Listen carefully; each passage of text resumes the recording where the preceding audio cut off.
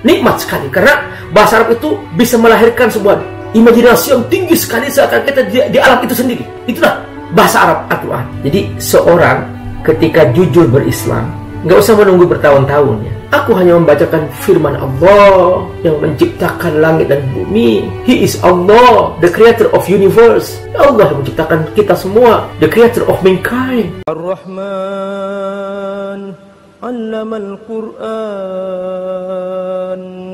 khalaqal insan, 'allamahul bayan. Ya, Bang Jody tentang masalah kisah yang Bang Jody ceritakan ini, saya teringat ada salah seorang syekh, dia itu di Jerman ya. Dia menceritakan, saya ketemu syekh ini, dia cerita langsung kepada saya bahwa di sebuah stasiun dia ketemu dengan seorang bule ya. Terus syekh ini ngobrol sama orang bule ini. Tadinya dia pakai bahasa Jerman, tahu ternyata dia banyak istilah-istilah Arab gitu. Karena syekh ini orang Arab, dia ngobrol pakai bahasa Arab. Loh, kamu kok bisa bahasa Arab dengan fasih? Iya, bagus bahasa Arabnya lagi. Orang Jerman ya? Iya. Terus dia, masya Allah, bagus banget. Terus kadang-kadang keluar ayat, ditanya, kamu hafal Quran? Ya sudah hafal Quran. Loh, kamu Muslim? Iya, saya Muslim gitu. Kapan masuk Islam? Setahun yang lalu. Kamu sudah paham Quran? Saya paham. Dari mana kamu bisa bahasa Arab? Dari YouTube. Jadi di YouTube itu ada step by step belajar bahasa Arab. Saya pelajari. Dia mengatakan saya sudah hafal 30 juz. Masya Allah. Sudah ngerti Arabnya, ngerti teksnya, hafal 30 juz. Mandiri. Iya, tanpa guru. Ya nggak ada guru di sini. Saya sendirian. Saya cari guru sudah lama. Akhirnya ya sudah berguru sama syekh itu. Masya Allah. Itu teman-teman rahmatullah. Jadi seorang ketika jujur berislam, nggak usah menunggu bertahun-tahun ya. Dia kalau sudah jujur berislam, maka dia akan maksimal berjuang mati-matian untuk menggapai hidayah itu sampai dia mengerti. Apalagi sekarang fasilitas belajar bahasa Arab itu sudah banyak banget. Fasilitas belajar baca Quran itu semua ada di YouTube teman-teman.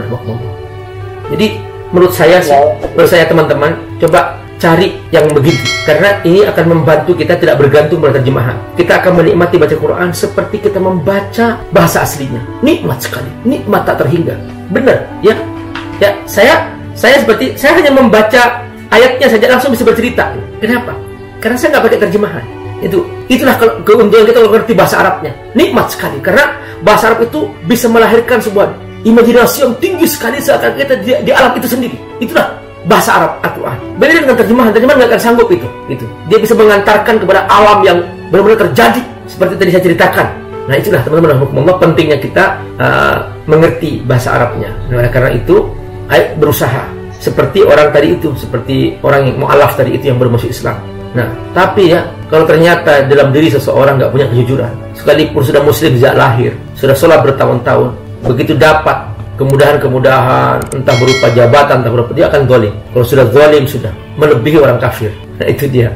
Makanya banyak orang yang lebih merasa aman malah justru di negara orang lain daripada negara sendiri kan. Nah itu kenapa? Karena di negara sendiri sekalipun dia seorang muslim, kalau dia Islam yang nggak jujur, dia tetap aja zalim. Di negara orang lain mungkin dia nggak beriman, tapi karena dia adil, maka dia merasa aman di situ.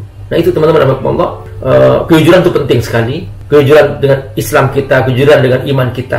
Nggak bisa ini agama ini dianggap sepele, nggak. Ini butuh kejujuran iman, kejujuran kepada Allah SWT. Karena kalau tidak, ya hanya namanya saja muslim, tapi ternyata perbuatannya bisa melebihi orang kafir. Nah itu yang perlu kita pahami tentang masalah kejujuran iman. Ini cerita tentang mu'alaf tadi itu yang diberitahukan oleh Bang Jody, itu luar biasa. Bahwa ketika seseorang jujur beriman, dia akan berubah dan dia akan mencari gitu. Ini saya cerita lain lagi ya teman-teman. Mungkin ditutup dengan cerita ini yang Bang Jody ya.